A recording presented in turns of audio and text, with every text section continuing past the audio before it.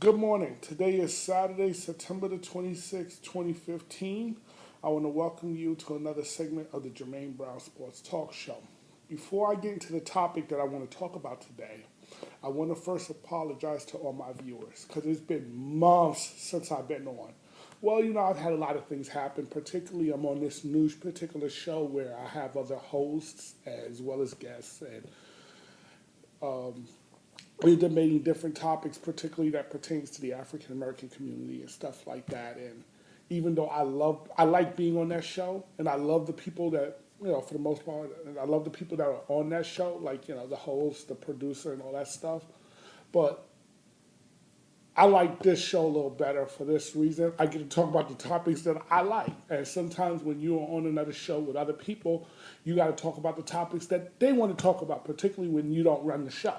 So basically, I look at it like this gives me a chance to talk to my audience. And I do apologize for not, giving you guys a little bit more time. Because basically there are different topics that I like talking about, particularly whether it's pertaining to politics, which they do talk about on that show.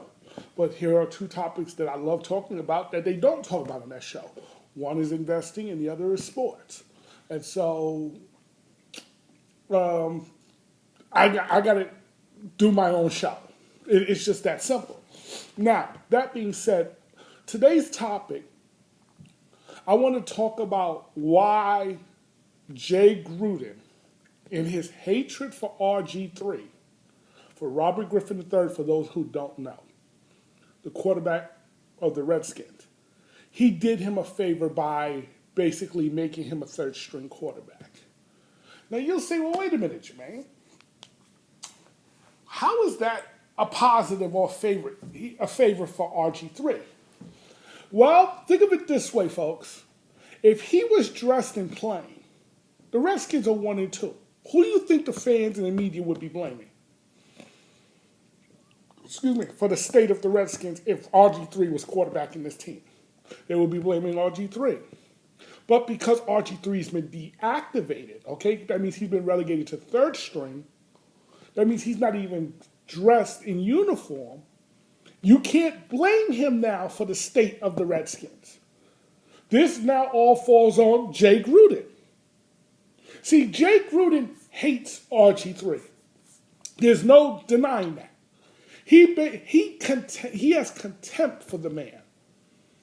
Why? I don't really know the whole reason as to why, but like I said in previous casts or shows, he never intended to coach RG3. And I'm not going to rehash that. But I'm going to look at the state of the Redskins today because they just played Thursday night. And I should have came out with this show about a month or so ago when they decided to relegate or bench RG3 in favor of Kirk Cousins. I basically told family and friends I gave Cousins about 6 games before he gets benched. And he's going to get benched for Colt McCoy. It's not a question of if, it's just a question of when. But I can't put this all on Jay Gruden because, like I've said to family and friends, Jay Gruden did the right thing. And I'm going to explain to you why. If your job is on the line, and I believe Jay Gruden's job is on the line this year, because remember, keep in mind that they hired a new GM, Scott McCullum, this offseason. Okay? Scott McCullum doesn't have any loyalties to Jay Gruden because he didn't hire Jay Gruden. So he doesn't have any loyalties to Jay Gruden. And Gruden has to know that. Gruden is smart enough to know that. He is coaching for his job. So if he's coaching for his job and his job is on the line, let's assume his job is on the line, which I believe it is. But let's assume it is for the sake of argument. Then you're going to go with the quarterback who you're most comfortable with. And that's going to be Kirk Cousins. So I can understand why he wants to play Kirk Cousins. But I'm going to tell you who I'm going to blame for this mess. It's easy to blame the owner because the owner really created this mess. But I'm going to blame the players in that locker room. And I'm going to explain to you why. This is called lack of leadership. There's no leadership in that locker room, or at least good leadership in that locker room. Leadership who knows what the hell winning is like, who knows what the hell they're doing. Why do I say this? Because, see, when RG3 got benched, LeVar Arrington, who is a commentator or host, or not host, but a commentator on the NFL Network, okay, they asked him, what's the best move for RG3? He said, find another profession or something to that effect, but basically find another profession. Why is he saying that? It's because, see, LeVar Arrington don't just have the ear of the coaches. He's got the ear of the players. So, in other words, he's kind of plugged into that locker room. And I do believe that there's not a lot of love for RG3 from players in that locker room. But here's the question that I have to people. Do you really got to like somebody to work with them? We all work at jobs where we don't like everybody. Okay? You may not like your particular coworker, but you're there to do a job, just like they're there to do a job. And as long as everybody's doing their job, that should be the only thing that matters. Now, why am I saying this? Why am I saying there's a lack of leadership from the players in that locker room? Because as a player, I can only speak for myself. I can't speak for others. I can't stand losing. Losing keeps me awake at night. It bothers me. Whether I'm losing on a trade or whatever it could be. But I've learned to know how to better deal with things like that. But still, nonetheless, losing, I don't like losing. So I've always been a sore loser, especially when it comes to sports. That's why I can't play sports no more, because losing just doesn't sit well with me. That being said, I don't know, as a football player, when you know you're always one hit away from paralysis, death, whatever, your ending of your career, you're going with an inferior player. Folks, let me ask you this question. Why do you think companies like Intel, Microsoft, Apple, Samsung, why do you think these companies are so successful decade after decade, year after year? Why do you think they're at the top of the food chain? You want to know why, folks? Because they go and they hire the best talent. See, the problems in Philadelphia is the coach thinks he's the smartest guy in the room. And when you're the smartest guy in the room, you got a problem. Okay? He thinks it's more about his scheme than the players. This is why he got rid of guys like Deshaun Jackson, Jeremy Maclin, McCoy, Nick Foles. Okay? And that's why he's in the mess he's in. But I'm not talking about Philadelphia today. I'll get to Philadelphia another time. I want to talk about Washington. Because they're infected with the same disease. Okay? Lack of leadership. Lack of an understanding that this is a players' league. And you need talent if you're going to win. Now, anybody who watched that garbage on Thursday should know that this should be cause for concern if you're in Washington. Because this division, folks, the NFC East, the minute Romo and Des Bryant went down, first of all, it was really a weak division to begin with because Dallas looked like the strongest team in the division and everyone else just can't seem to win. But once Des Bryant and Romo went down, opened up an opportunity for the other teams in the division. Philadelphia is still bad. They're still trying to find their way.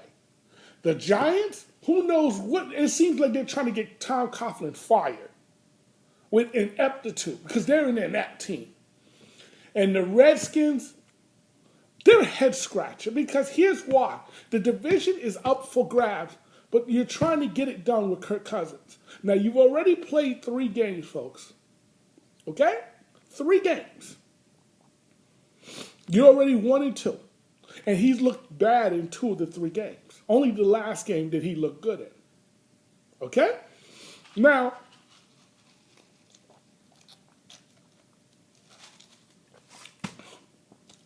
not the last game. I'm sorry, the previous game. This past Sunday game, he looked good in against the Rams. And the Rams will get to another time as well, with Jeff Fisher. But I look at it this way. If you are a player in that locker room, why are you throwing your season down the drain messing around with this man? Why? Why? As a player in that locker room, no way should you tolerate this. See, now everybody is focusing on, and they're knocking Kirk Cousins today, and they're knocking Jay Gruden, but they're knocking them for the wrong reasons. First of all, it's not Kirk Cousins' fault. Okay? It's not Kirk Cousins' fault. He is who he is. But they're knocking him because, they're focusing on the 2 interceptions he threw. Okay? They're focusing on the fact that he threw 49 times for 350 yards, which is not a good percentage, folks. When you're throwing 49 times, you should be throwing for more than 350. But they're focusing on those things. I'm going to tell you what I'm focused on when I look at quarterbacks. And if they're a starter in this league. Here's what I focus on. Are they making the plays that are there to be made? There was 3 plays in particular, there were 2 plays, but 3 in particular that I want to focus on. If he had made what we call decent throws, they would have been touchdowns. The receiver was wide open. He underthrew that receiver by at least 5 to 10 yards. In both cases, he was short on the throws. These are throws that NFL starting quarterbacks in this league have to be able to make. Now, if you're a player on that sideline, are you going down with this? Because this is who Kirk Cousins really is. Marshall Faulk, who is a Hall of Fame running back, folks, because it was Marshall Faulk, Kurt Warner, and Michael Irvin. 3 Hall of Famers. Or if they're not, if Warner is not a Hall of Fame, he's a soon-to-be Hall of Famer, or he should be a Hall of Famer. So, but let's just say 3 Hall of Fame players on that panel with Rich Eisen. Well, when Rich Eisen asked Kurt Warner about the play of Kirk Cousins, he tried to be politically correct by saying, well, the team has to play better around him, yada, yada. But he said, Kirk Cousins has to play better. This is unacceptable, yada, yada. But the whole time in the matter, Marshall Faulk was laughing, folks. Go back and watch the video on NFL.com. Okay? Go back and watch it. He was laughing. And he said, I'm sorry, Kurt. I'm sorry. I'm not even going to get into what Michael Irvin was doing because that was funny too. But what Marshall Faulk said, folks, hit the nail right on the head because I couldn't quite figure it all out. He said, I'm sorry, Kurt. And he says, I know you played the position. You were great at the position. He said, quarterbacking. Okay? He was basically saying, Kirk Cousins is not a quarterback. And listen to the way he said it. He said, see, you say that Kirk Cousins has to be better, but this is who Kirk Cousins is. Okay? When the pressure is on him, he folds. How many times must you, now this is me saying this, how many times must you watch a man fold before you realize he can't cut the mustard? Oh, but he looks good in preseason. He looks good in the offseason OTAs. He worked out with John Gruden. Folks, a player is a player. And you either know it right away, or if you don't know it right away, then that means he's not a player. You can just see it. You don't have to question it. Okay? You don't have to question it. When I got to sit there and question whether you can play the game or be a starter in the game, then that means you're not. And the man told you years ago, folks, he's not a starter. But you're trying to force him into that role.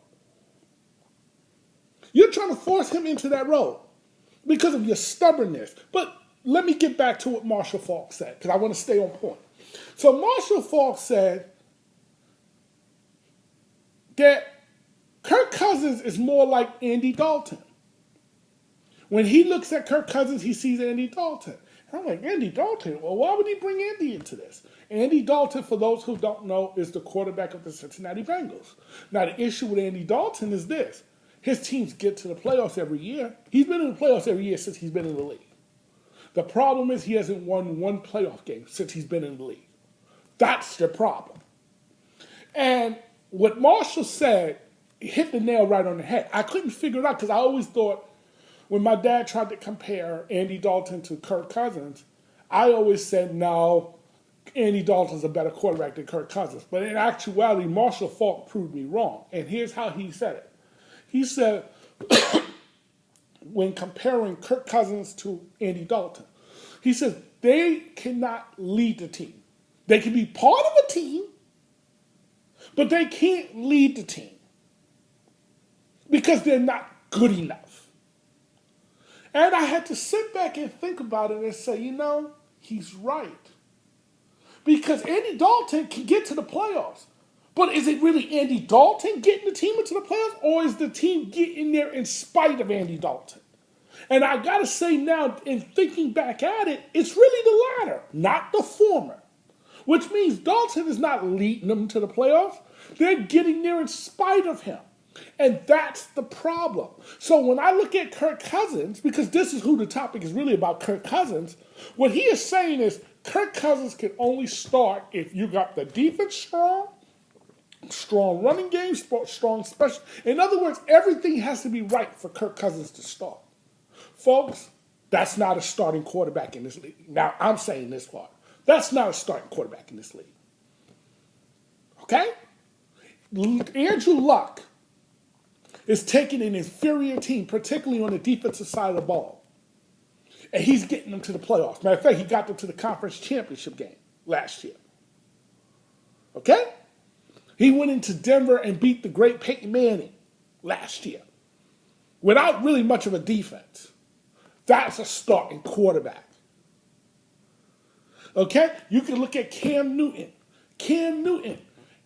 Carolina is mediocre if you take Cam Newton off that team. They're not a playoff team. They're mediocre. But Cam Newton can lead the Carolina Panthers into the playoffs. He can carry them. When you don't have all the parts around you great, he can still lead. That's a starting quarterback. When I look at Kirk Cousins, I already know Kirk Cousins is not a starting quarterback first because he can't lead you.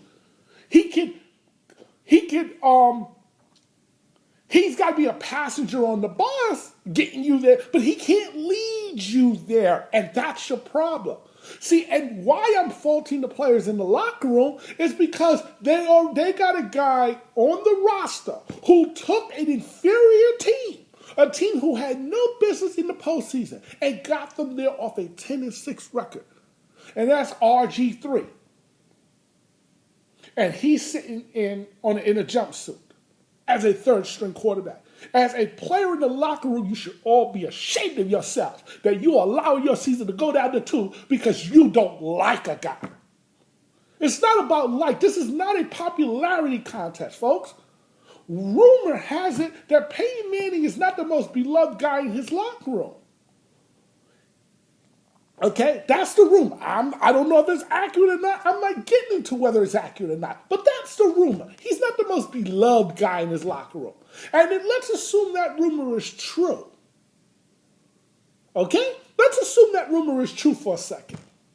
Even if you give guys the true serum and they tell you what they really think of Peyton Manning, here's what they will never say. That man should not be starting. You'll never hear that because why? He gives you the best chance to win because at least he wins a lot of games. He can lead. He's a leader. He can lead. He can win you games when things around you may not be great. Kirk Cousins, I'm sorry, cannot do that for you. And so this is where the leadership in the locker room should have went to the coach and said, Coach, dress this man, RG3. He plays. Because why? He's already proven he can get a team into the playoffs. Right now, the Redskins, they're playing hard, but you're not good. You're rebuilding. You don't rebuild with a guy like Kirk Cousins. Cousins got to be part of a team where the defense is there, the running back is there, the running game is there, the special teams is there, the receivers are there, everything is there. All he's got to do is just not mess it up. And guess what? Knowing him, he'll still find a way to mess it up because that's Kirk Cousins. I've always said it, and I always say it again. You know a starter when you see it, and you know a backup in this league when you see it. And the fact that the coach, in his personal dislike for a guy, is trying to force somebody into a starting role, this is where the leadership should have went and said, No, coach. We're not going down with this. And I'm going to give you a perfect example about leadership in the locker room and how they could change a coach.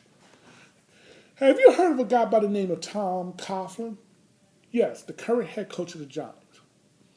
Well, he just came off of a campaign in '06 where at the last game of the season against Washington, because the rumor was Coughlin was going to get fired, Tiki Barber had this great game and they won the game, okay?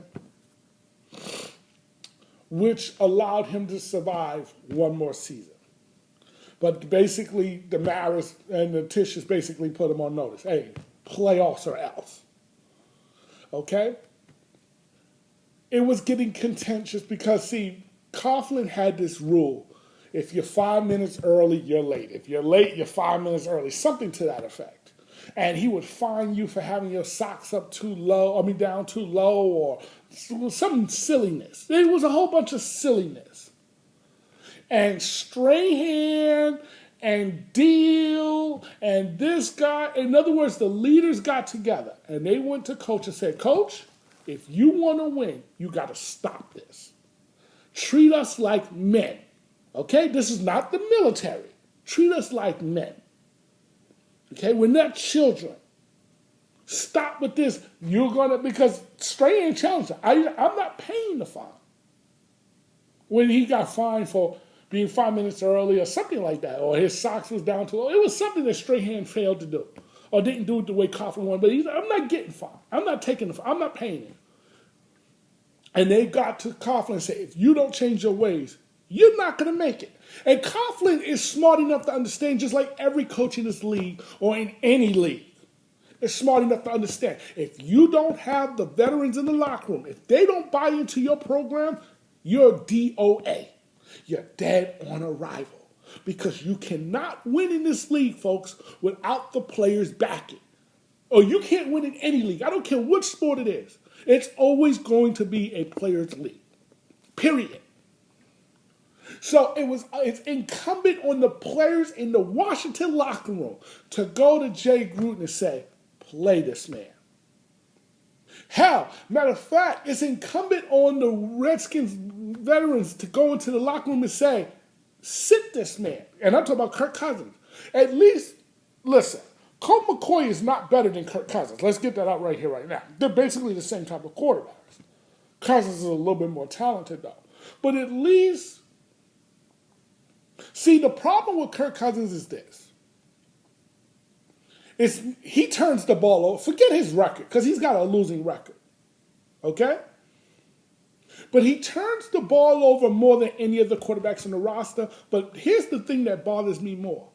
He leaves too many plays on the field. Plays that he should have made. Because had he made those throws Thursday night, we go from Cousins having a bad game to Cousins the battler. Wasn't a great game, but at least he battled. He missed two clearly open throws that an average NFL quarterback in this league can make. And he missed them badly. He didn't even overthrow them. He underthrew them badly. That's what bothers me most about Thursday night's performance.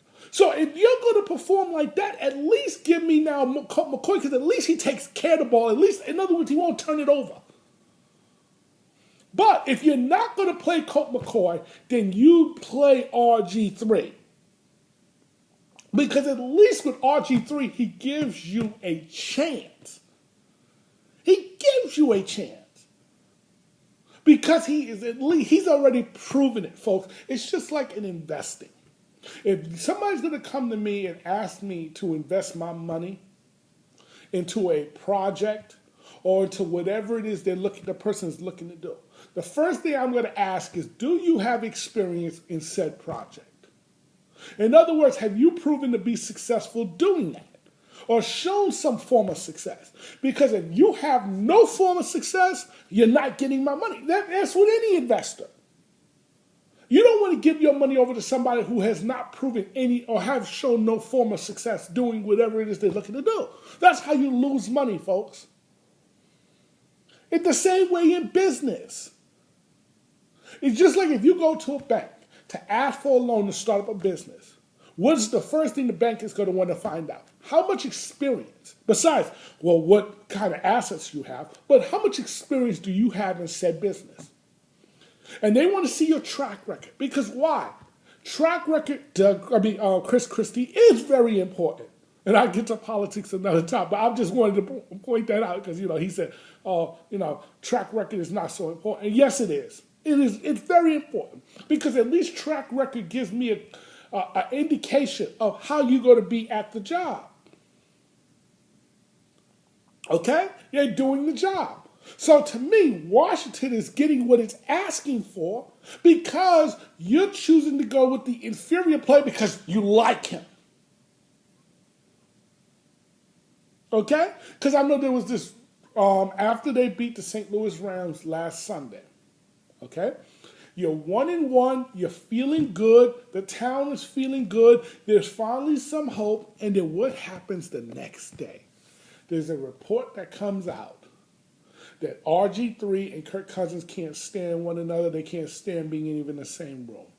Now, I don't know if that report is true or it's false. But here's what I do know. Oh, it also said that RG3 is showing lack of leadership. And I'm going to get to that right now. Folks, I don't know if that's coming from the coach or from the players, regardless. Whoever it's coming from. How does a third-string quarterback, a guy who's not even dressed, show leadership? If you're a third stringer, you're not showing no leadership. Nobody's going to follow somebody who's a third stringer. So that's stupid right off the bat. Okay? But the fact that that report would come out the day after a victory, the timing can't be worse because bad teams allow things like this to happen. This is why the Redskins are a bad team. Okay? This is why, folks, they're a bad team. It's not hard to figure this out. Bad teams allow things like this to happen. You get some good news, and then the next day you're getting some bad news on something that you got that has nothing to do with the game. Dumb. So just because you don't like a guy, you don't want to play him, is stupid. He's your most talented guy. Now, I'm not saying he's going to get the job done, but at least he's already proven he's capable of it. And that's already more than what your other two quarterbacks you got on the roster, McCoy or Cousins, have proven. Because they haven't proven that they're capable of leading a team for an entire season. They haven't proven that they can take a team, an inferior team, and get them to the postseason. Okay? They haven't proven that stuff. At least Robert Griffin III has proven it. I'm not saying he's a nice guy. I don't know him. Here's what I do know. He spent a lot of time on social media, which was dumb of him, but that's another story for another day. And he does have his faults. But the reality is, like I said, the best thing that happened to RG3 was that the coach deactivated him. Because now this is going to all fall on the head coach. I want to thank you for watching another segment of the Jermaine Brown Sports Talk Show. Take care.